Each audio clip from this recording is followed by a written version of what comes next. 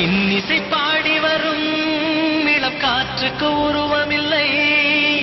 காற்றலை இல்லை என்றால் ஒரு பாட்டொலி கேட்பதில்லை.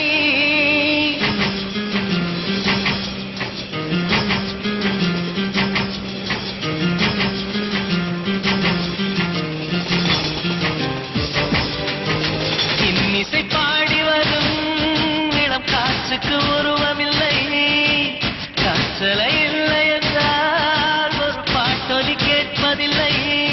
ஒரு கானம் வருகையில் உள்ளம் கொள்ளை போகுதே, ஆனால் காற்றின் முகவரி